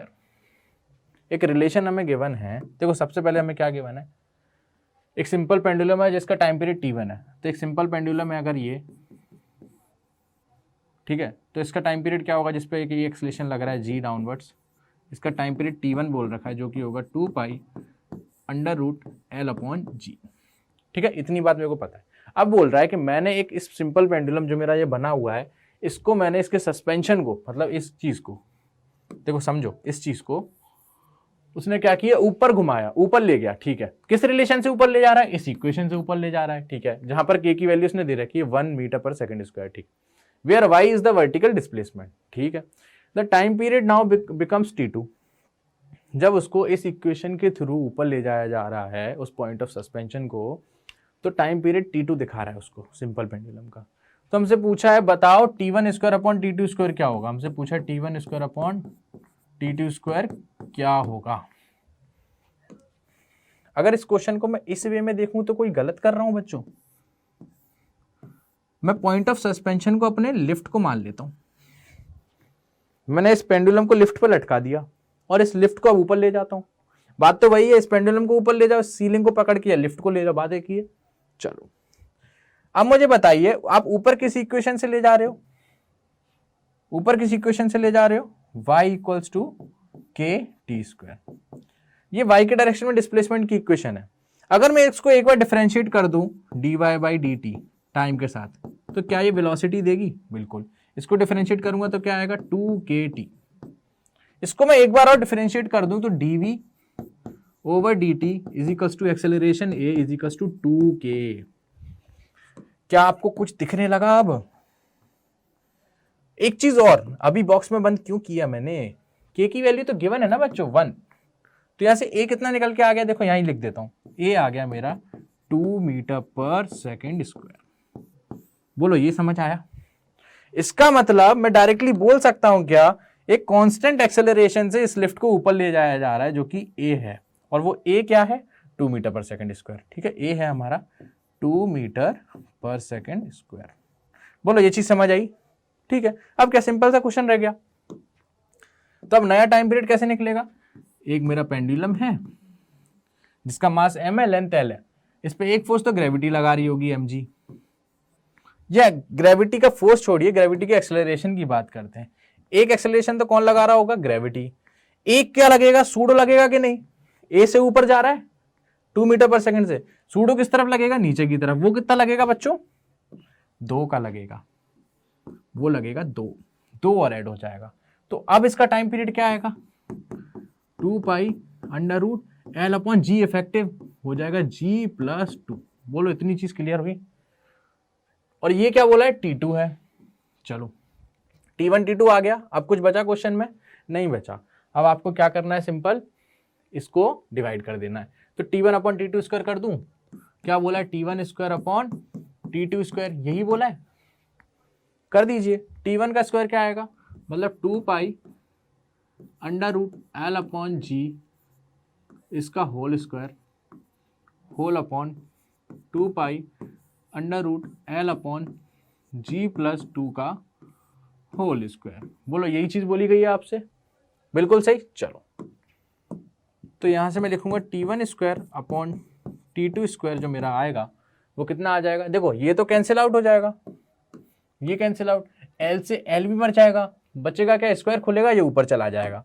तो मेरे पास जो बचेगा वो बचेगा G+2, देखो ये अंडर रूट का स्क्वायर, केवल वैल्यू बचेगी अपॉन G। G की वैल्यू 10 + 2 अपॉन 10, 12 अपॉन 10, 2625। तो T1 square upon T2 square जो मेरा आ रहा है बच्चों, वो आ रहा है 6/5। दिख गया आप सभी को? क्या ये आंसर आप सभी को दिख गया? अब दिख रहा होगा, अभी कहाँ दिखा होगा, अब दिख रहा होगा, देखो कहाँ है, A option. So your A option is correct. चीज समझ आई? देखो उनका देने का तरीका लगता है, ये भी अपना आईआईटी में आया हुआ क्वेश्चन है, आईआईटी में आया हुआ क्वेश्चन। इसमें बस उन्होंने देने का तरीका अलग कर दिया, y = KT स्क्वायर बोल दिया। अब बच्चे कंफ्यूज, अगर इसको डिफरेंशिएट कर देंगे तो उनको दिख जाएगा कि हाँ पॉइंट ऑफ सस्पेंशन को मतलब लिफ्ट, या पॉइंट ऑफ सस्पेंशन को मान लो उसको ऊपर लिया जा रहा है किसी एक कांस्टेंट एक्सेलरेशन से, और वही कॉन्सेप्ट अभी हमने पढ़ा था, जी इफेक्टिव। चीज क्लियर हुई? T1/T2 का उसने रेशियो पूछ लिया, T1 square upon T2 square. इतनी चीज क्लियर हुई? कैसे आया ये आंसर? बढ़िया, एक तरीके से मस्त तरीके से समझ आया। चलो एक क्वेश्चन और कर लेते हैं, क्वेश्चन की प्रैक्टिस भी हो जाती है। आ जाओ, क्या बोल रहा है, पूरा क्वेश्चन पढ़ेंगे एक लाइन में। The period of oscillation of a simple pendulum of length 1, ठीक है, हमें लेंथ इस बार 1 दी हुई है, ठीक है, suspended from the roof of a vehicle which moves without friction down an inclined plane of inclination alpha is given by, which moves without friction down an inclined plane, okay, ठीक है। तो बोल रहा है the time period of simple pendulum oscillation जिसकी length 1 है, जिसको roof से व्हीकल के बांधा गया है, ठीक है, और वो चल किस पे रहा है, एक इंक्लाइन प्लेन पे चल रहा है जिसका इंक्लिनेशन अल्फा है। देखो मैं डायग्राम बना के आपको बता देता हूँ कि ये बोलना क्या चाह रहा है। देखो वो ये बोल रहा है कि एक इंक्लाइन प्लेन है हमारे पास, ठीक है, ये मैंने एक इंक्लाइन प्लेन बना दिया आपके लिए, ठीक है, ये चीज समझ आई? चलिए, वो बोल रहा है ये इंक्लाइन प्लेन का एंगल है बच्चों अल्फा, ठीक है, और इस प्लेन पे एक ट्रॉली चल रही है जिसको उसने क्या बोल रखा है बच्चों, एक व्हीकल, ठीक है। तो मैंने यहाँ पे एक ट्रॉली बना दी, ये रही मेरी ट्रॉली और ये चल रही है, ठीक है। चलिए, इस ट्रॉली में क्या है बच्चों, एक पेंडुलम लटका हुआ है, ठीक है, और जिसकी लेंथ क्या है 1 है, ठीक है। चलो, तो मान लीजिए पेंडुलम कुछ इस तरीके से लटका होगा क्योंकि ये ट्रॉली नीचे आ रही है ना। अब मुझे एक चीज बता दीजिए पहले, अगर ये ट्रॉली नीचे आ रही है, ठीक है, तो इस पे जो ट्रॉली पे एक्सेलरेशन लग रहा होगा वो क्या लग रहा होगा, क्या लग रहा होगा, कोई बताना चाहेगा? एक तो जी लग रहा होगा डाउनवर्ड, पहले तो सेम एक्सेलरेशन। इसके अगर हम तो कॉम्पोनेंट ब्रेक करें तो क्या क्या आएगा, एक इधर आएगा, एक इधर आएगा। तो ये वाला कंपोनेंट क्या होगा, देखो बच्चों ये एंगल अल्फा है, तो ये एंगल क्या होगा 90 - अल्फा, ये एंगल भी अल्फा, तो ये जी कॉस अल्फा और ये जी साइन अल्फा। इसका मतलब मेरी जो ट्रॉली है वो जी साइन अल्फा से नीचे आ रही है। देखो इसको मैं फिर बनाऊंगा नीचे, वहां तो कैलकुलेशन किया, यहाँ आप देख सकते हो सीधे सीधे कि क्या चीज हुई है, ठीक है। चलो यहाँ आप देख सकते हो सीधे सीधे कि क्या चीज हुई है। चलिए, तो ये ट्रॉली बना दूं अब यहां पर, ये लीजिए आपकी ट्रॉली, ठीक है। ऊपर मैंने कैलकुलेशन करी, यहां पर मैं आपको उसका रिजल्ट बता रहा हूं। मतलब मेरी ट्रॉली है वो जी साइन अल्फा एक्सेलरेशन से नीचे आ रही है, अल्फा, जी साइन अल्फा, जी साइन अल्फा, बोलो ठीक है, क्लियर है।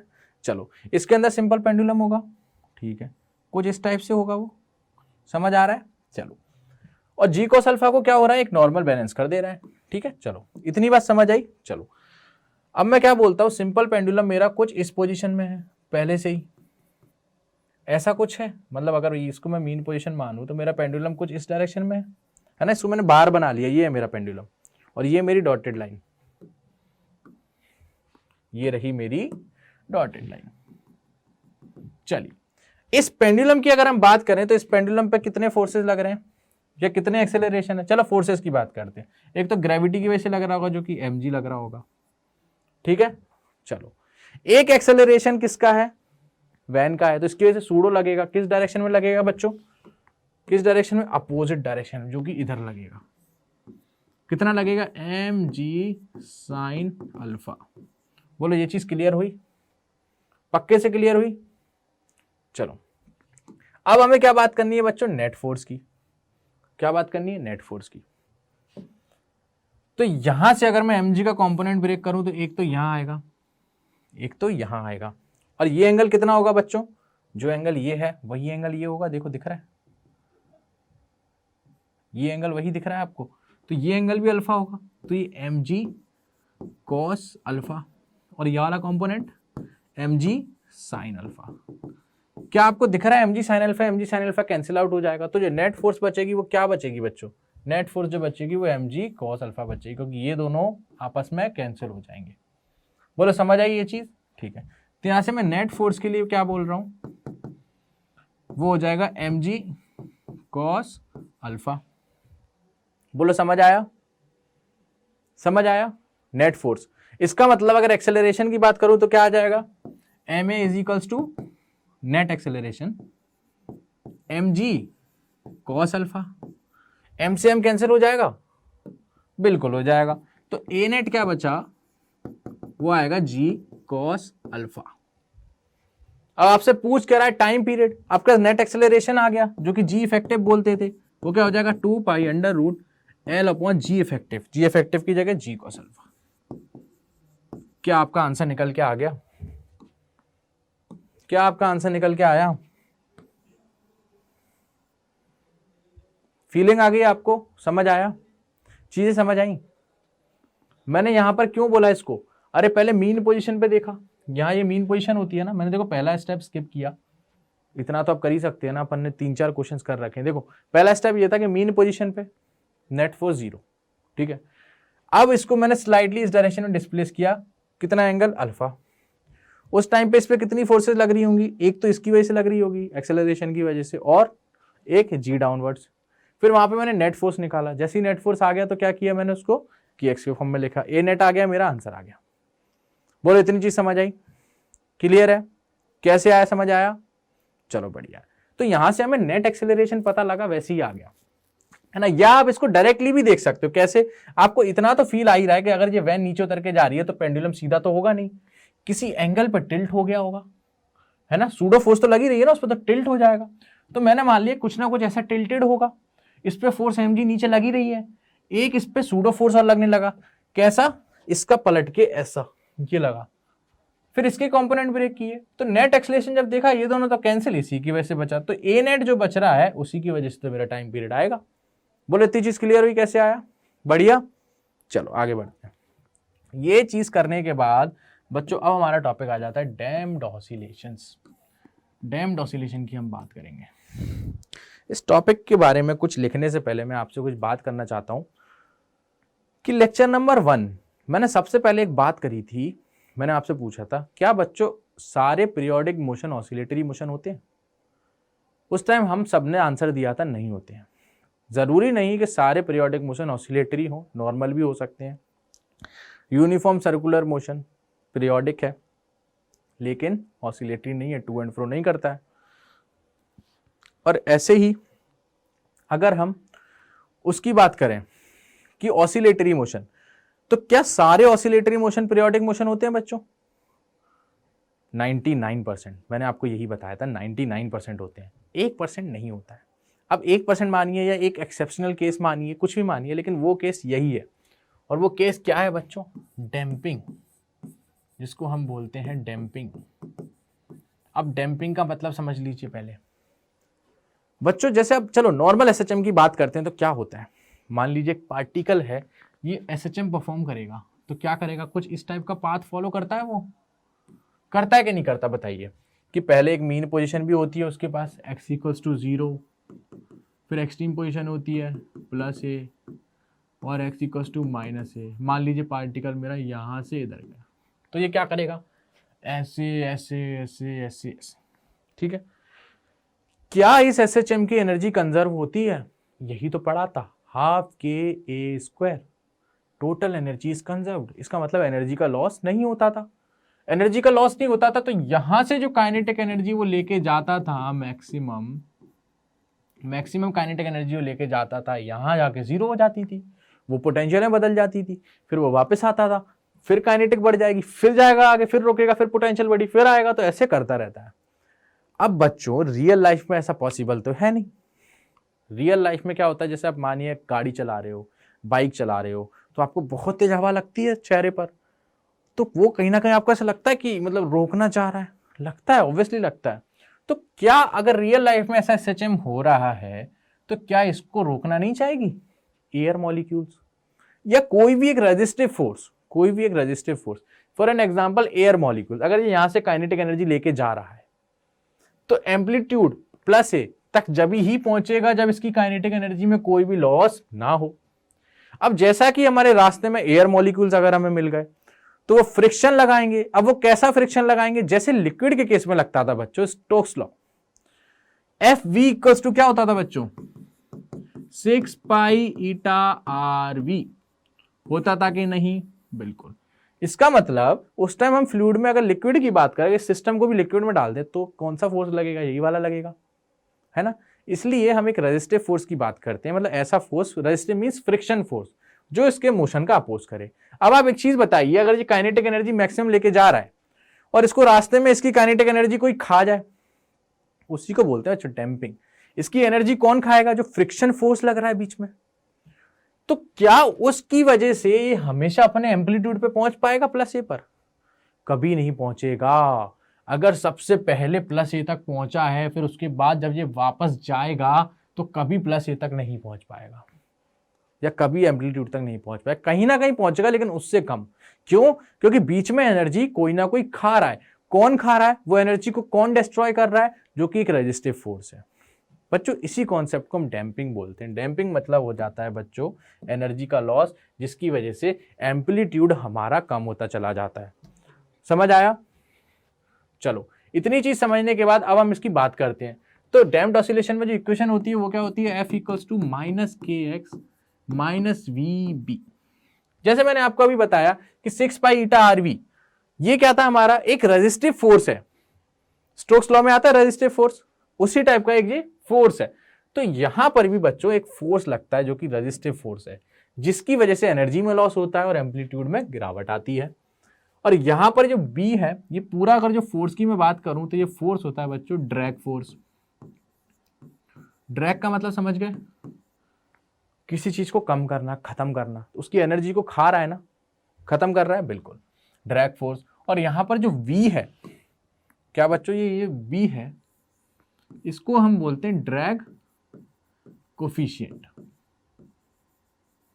ठीक है, इसको बोलते हैं हम ड्रैग कोफिशिएंट, और V हमारा वेलोसिटी है। ठीक है, इतनी सी चीज समझ आई। चलो, तो ये बच्चों आती है जो हमारी इक्वेशन, ये है हमारी सेकंड ऑर्डर डिफरेंशियल इक्वेशन।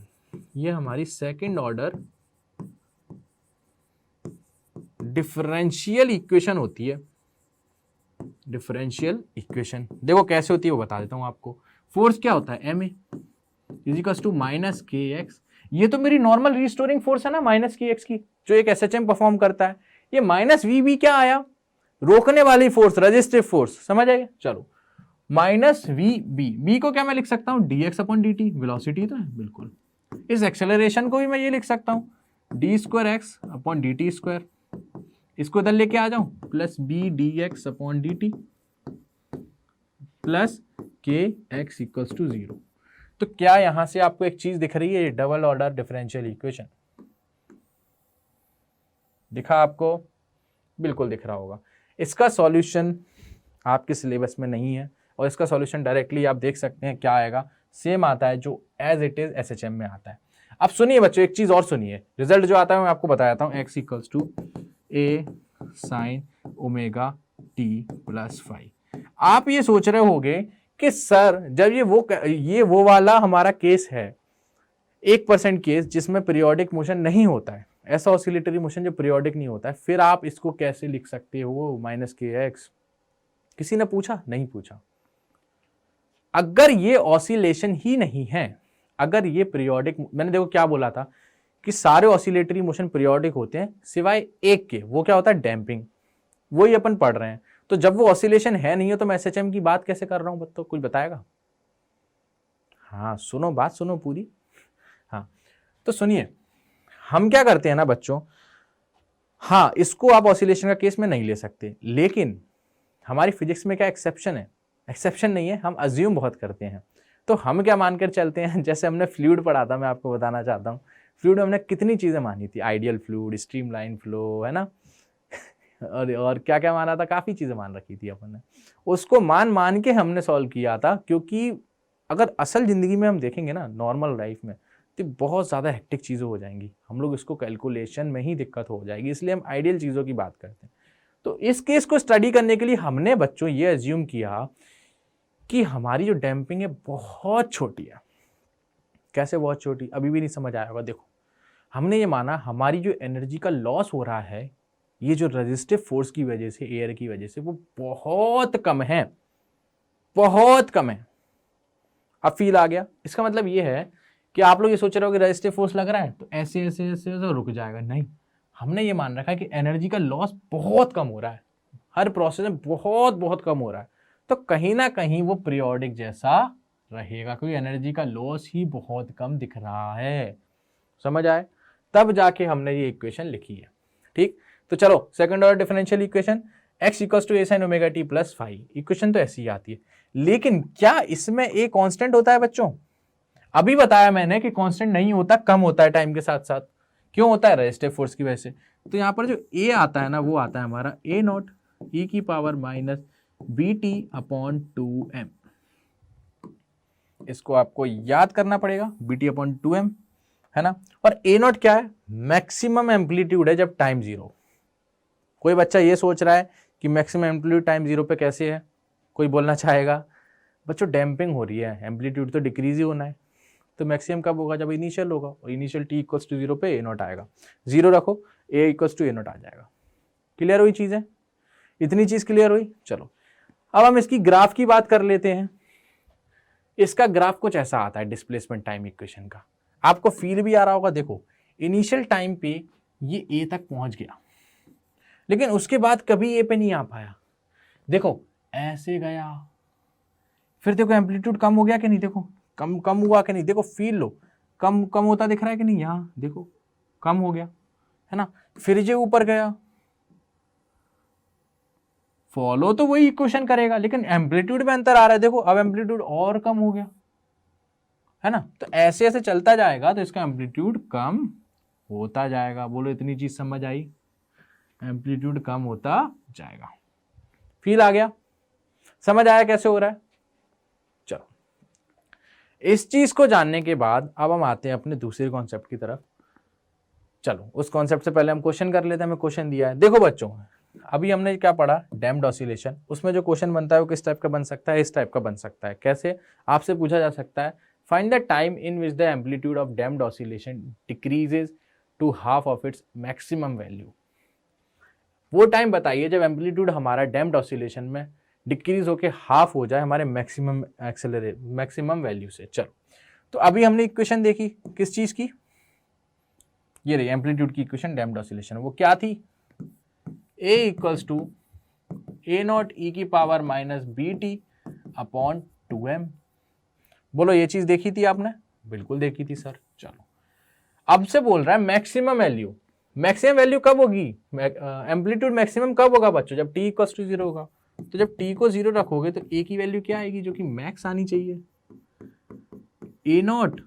अगर इसको जीरो करूंगा तो पूरा टर्म जीरो और e की पावर 0 1, तो यहां से मेरा a मैक्स तो निकल के आ गया, जो कि a नॉट होगा। चलिए, अब हमसे बोला जब उसका एम्पलीट्यूड हाफ हो जाए मैक्सिमम एम्पलीट्यूड के, तब हमें टाइम बताइए। Maximum amplitude a not, half कितना हो जाएगा?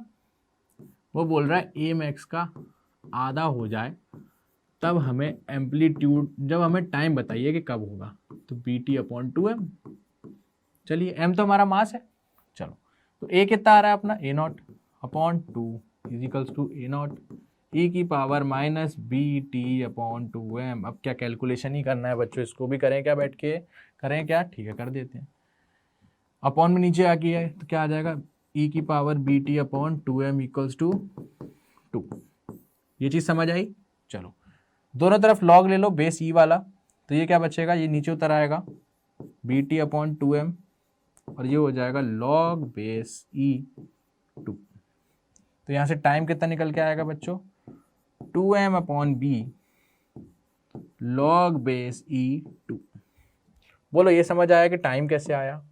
उसने बोला कि जब हमारा एम्पलीट्यूड आधा हो जाए मैक्सिमम एम्पलीट्यूड के, when the amplitude of damped oscillation becomes half of its maximum amplitude, तो उस टाइम का, उस समय का वक्त बताइए कि किस टाइम पर वो हाफ होता है। समझ आया?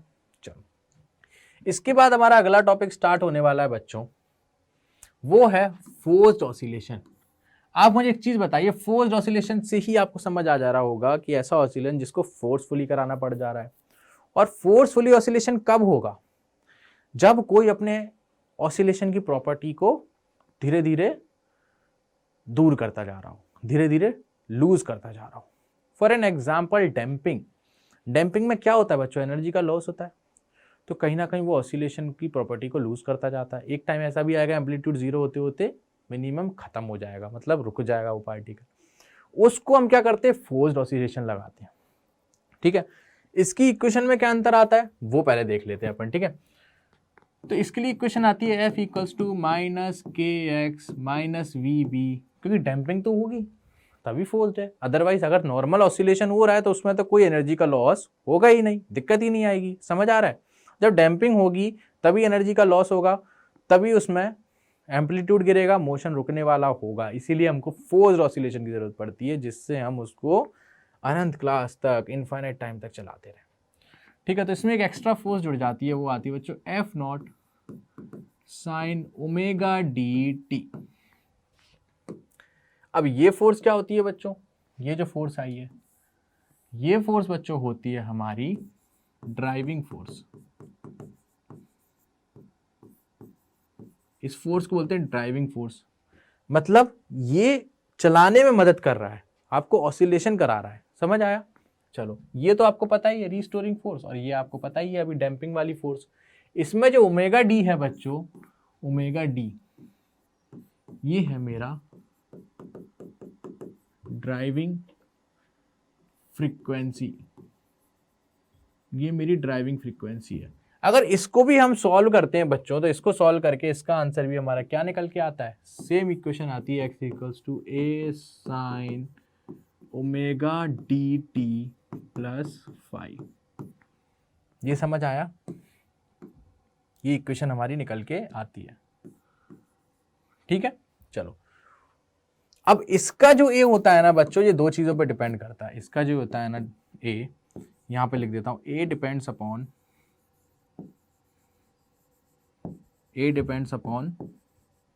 एक पहला ओमेगा नॉट और दूसरा ओमेगा डी।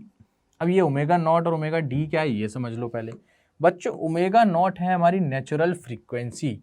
कब की नेचुरल फ्रीक्वेंसी? जब हम इस पे कोई भी फोर्स्ड ऑसिलेशन नहीं लगा रहे हैं, उस टाइम की फ्रीक्वेंसी, नेचुरल फ्रीक्वेंसी।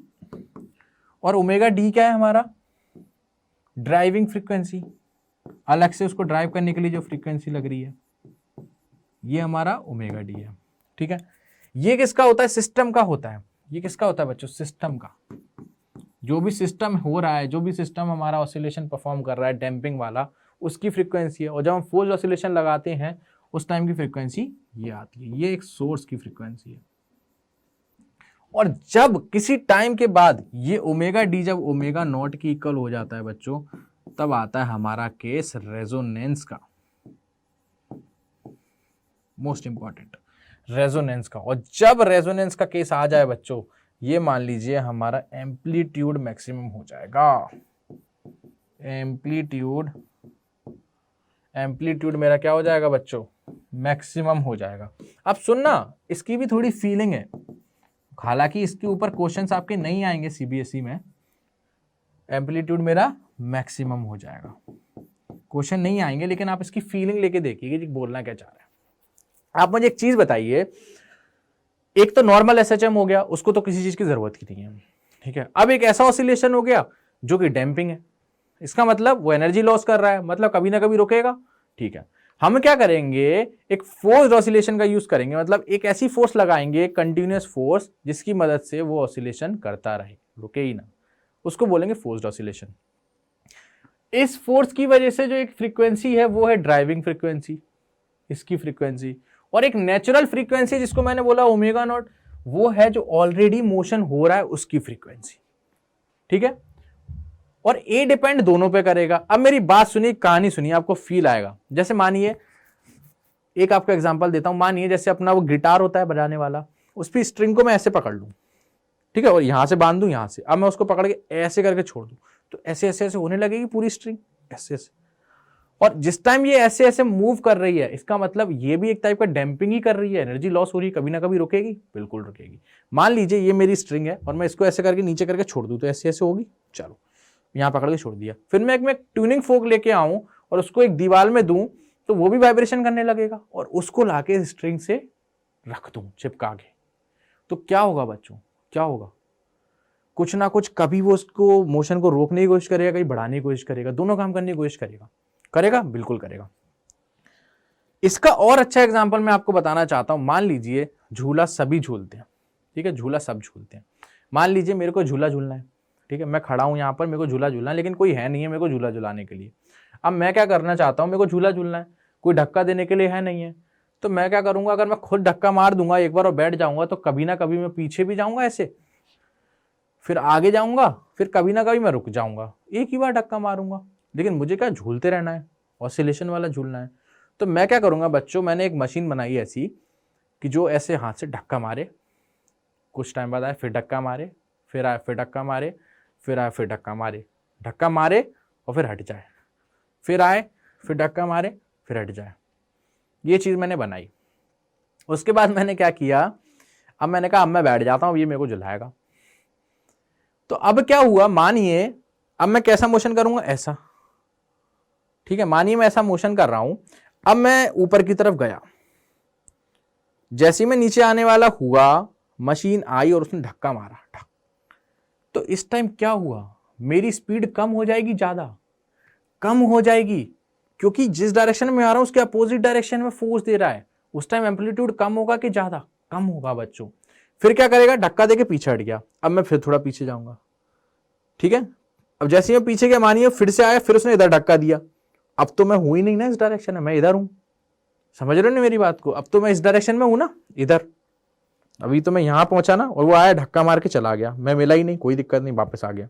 जैसे ही मैं इधर वापस जाने का हुआ, उसने अब आके फिर धक्का मारा इस डायरेक्शन में, और मैं खुद इस डायरेक्शन में मूव करना चाह रहा था, धक्का भी इस डायरेक्शन में मारा है। क्या वेलोसिटी बढ़ेगी, बिल्कुल बढ़ेगी, और वेलोसिटी बढ़ गई तो एम्पलीट्यूड तो अपने आप बढ़ जाएगा। तो इस केस में जो ग्राफ आता है बच्चों, इस केस में जो ग्राफ आता है बच्चों, वो क्या आता है हमारा, कुछ इस टाइप का आता है। वो भी किसका आता है, एम्पलीट्यूड का आता है। और किसके लिए आता है, ड्राइविंग फ्रीक्वेंसी की बात करते हैं तब आता है। वो किस टाइप का ग्राफ आएगा, कुछ इस टाइप का ग्राफ आता है, कुछ इस टाइप का ग्राफ आता है, ठीक है। और ये वाला बीच का जो मैक्सिमम क्यों गया है, कोई इस चीज को बताना चाहेगा कि ये मैक्सिमम मेरी क्यों बनी, ये वाली लाइन यहां तक, ये जब बनेगी बच्चों, ये मैक्सिमम आ रहा है, इस पॉइंट पर क्या है, ये ए मैक्स आएगा। और मैक्सिमम कब आता है बच्चों, जब ओमेगा डी मेरा ओमेगा नॉट के इक्वल हो जाए। क्या तीसरी चीज क्लियर हुई।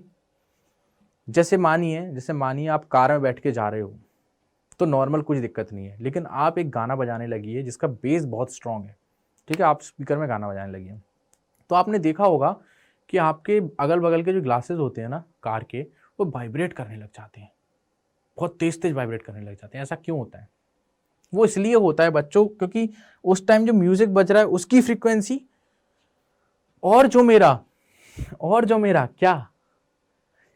जो मेरा नॉर्मल फ्रीक्वेंसी थी उस कांच की, वो मैच कर जाती है। और जैसे ये मैच कर जाएगी तो एम्पलीट्यूड मैक्सिमम हो जाता है, और जैसे ही एम्पलीट्यूड मैक्सिमम हो जाएगा तो खत्म, कहानी खत्म, मैक्सिमम तक पहुंच जाएगा। बोलो इतनी चीज क्लियर हुई, क्या आपको फोर्स्ड ऑसिलेशन समझ आया।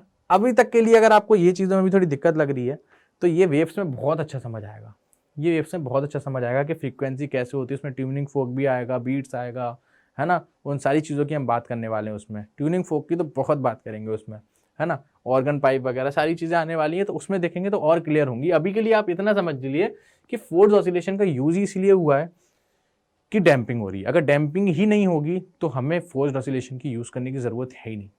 अगर डैम्पिंग हो नहीं रही है और एसएचएम हो रहा है नॉर्मल, और तब आप डैम्पिंग फोर्स ऑसिलेशन यूज करोगे तो क्या होगा, हमेशा उसका एम्पलीट्यूड बढ़ता चला जाएगा। आप सोचिए ना, एक नॉर्मल कोई चीज एसएचएम कर रही है, उसको किसी की जरूरत नहीं है, उसकी एनर्जी कंजर्व है, फिर भी आप उसको धक्का दे दो, फिर और धक्का दे दो, फिर और धक्का दे दो, क्या हो रहा है, एम्पलीट्यूड बढ़ता चला जाएगा। तो क्या इसका मतलब है उस टाइम, नहीं।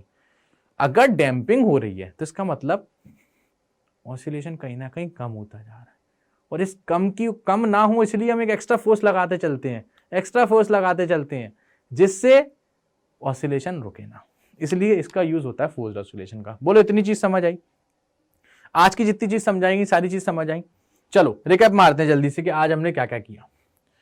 आज हमने बच्चों सबसे पहले टाइम पीरियड देखा कि कैसे स्टेप्स में फाइंड करते हैं, इक्विलिब्रियम पोजीशन फाइंड करनी है पहले, फिर उसके बाद जो इक्वेशन बनती है वो लिखनी है, फिर उसके बाद क्या करना, balance equation, net force equal करके, राइट, नेट फोर्स जीरो करके इक्विलिब्रियम पोजीशन पे। फिर उसके बाद क्या करेंगे बच्चों, अपन उस पोजीशन से थोड़ा सा डिस्प्लेसमेंट करा देंगे उसको, पार्टिकल ऑब्जेक्ट कुछ भी मेरे को करा दो अगर मैं एसएचएम कर रहा हूँ तो, ठीक। फिर उसके बाद उसकी नई नेट फोर्स की इक्वेशन बनाएंगे और उसको कहीं ना कहीं हम माइनस के एक्स के फॉर्म में लिखने की कोशिश करेंगे। और जैसे ही वो हो जाएगा तो टाइम पीरियड होता है 2 पाई अपन ओमेगा, ओमेगा होता है under root K by M, put करेंगे T equals to 2 by under root M upon K. इतनी चीज क्लियर है। उसके बाद हमने सिंपल पेंडुलम की बात करी थी, सिंपल पेंडुलम में कैसे निकल के आता है टाइम पीरियड उसकी बात करी थी, स्प्रिंग ब्लॉक सिस्टम की बात करी, and then after all these 2 topics हम कहाँ पर आए थे बच्चों, एक्सेलरेटिंग फ्रेम में आए थे। So for in that accelerating frame हमको ये पता है कि जी इफेक्टिव आता है, मतलब एक्सेलरेशन पे डिपेंड करता है। अगर ऊपर लिफ्ट जा रही है तो नीचे एक्सेलरेशन बढ़ जाएगा, जी प्लस ए आ जाएगा, और ये लिफ्ट नीचे जा रही है तो जी माइनस ए हो जाएगा, राइट में जा रही है तो नेट एक्सेलरेशन आएगा, करेक्ट। उसके ऊपर हमने क्वेश्चंस भी किए, देन उसके बाद हमने डैम्प्ड ऑसिलेशन की बात करी, फिर उसके बाद फोर्स्ड ऑसिलेशन की बात करी, और आज आपका ये चैप्टर फिनिश होता है। अगला चैप्टर आने वाला है बच्चों क्या आने वाला है, वेव्स आने वाला है। अगला चैप्टर वेव्स आएगा। एंड बच्चों मैं आपसे अभी एक चीज और बात करना चाहता हूं 2 मिनट के लिए, कि जैसा कि आपके पेपर्स पास आते जा रहे हैं, करेक्ट, और अपना जो कोर्स स्टार्ट हुआ है, क्रैश कोर्स एक तरीके से आप मान सकते हो, लेकिन क्रैश कोर्स में भी आपको सारी चीजें बेसिक चीजों से चालू कराई जा रही हैं और चैप्टर को एंड किया जा रहा है, जिससे वो बच्चा भी देख सके वीडियो, जिस बच्चे को कुछ भी नहीं आता है वो भी इस वीडियो को देख के सारी चीज़ सीख सकता है, और जिसको सब कुछ आता है वो रिवाइज भी कर सकता है, न्यूमेरिकल्स वगैरह को लेके कहीं ना कहीं डाउट है कोई भी चीज़ है वो भी कर सकता है। सारी चीज़ों को लेके ये सारे काम चल रहे हैं, राइट। तो आप लोगों के लिए अगर आप चीज़ बताएं कि अगर माने कि 1 मंथ हुआ है इन वीडियोस को आते हुए, अगर आपका इतना सिलेबस भी कंप्लीट हो गया है फॉर अराउंड, अगर 7 में से 6 चैप्टर्स भी हो गए हैं तो बहुत ज़्यादा बड़ी बात है 1 महीने के अंदर। एंड अगर मैं बात करूं, मैं 7 में से अगर 6 चैप्टर भी पढ़ के चला जाता हूं ना बच्चों, तो भी मेरे मार्क्स बहुत अच्छे आ जाएंगे, अगर मैंने 6 के 6 चैप्टर्स बहुत अच्छे से कर रखे हैं, करेक्ट।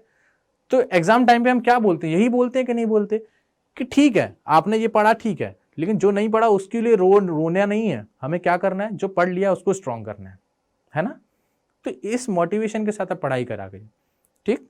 चलो तो नेक्स्ट लेक्चर में आते हैं अपन लोग वेव्स चैप्टर लेके, तब तक के लिए मिलते हैं अगली क्लास में। बाय बाय, पढ़ाई करते रहिए, एकदम मस्त रहिए। चलिए मिलते हैं अगली क्लास में।